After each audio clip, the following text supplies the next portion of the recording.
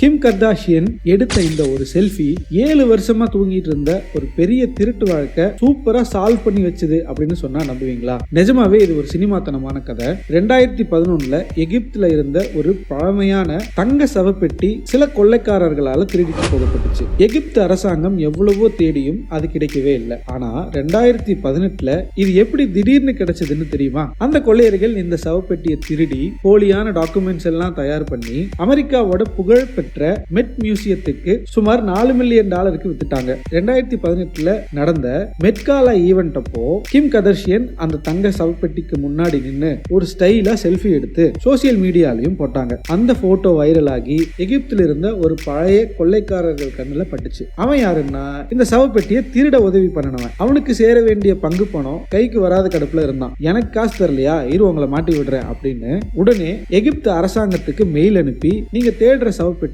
கிம் போட்டோவுல இருக்கு அப்படின்னு போட்டு கொடுத்துட்டான். அதுக்கப்புறம் நடந்த இன்வெஸ்டிகேஷன்ல உண்மை தெரிஞ்சு அந்த சவப்பெட்டி பத்திரமா எகிப்துக்கே திரும்பி போயிடுச்சு. அந்த பழைய கொள்ளையர்களும் சிக்கிட்டாங்க. ஒரு செல்ஃபி இவ்வளவு வேலை பார்க்கும்னு யாருமே நினைச்சு பார்த்திருக்க மாட்டாங்க. இந்த மாதிரி ஏதாவது செல்ஃபி மூலமா நீங்க ஏதாவது கண்டுபிடிச்சிருக்கீங்களா அப்படிங்கறத கமெண்ட்ல சொல்லுங்க. அது கள்ளக்காதல் மேட்டரா இருந்தாலும் பரவாயில்ல, கமெண்ட்ல சொல்லுங்க.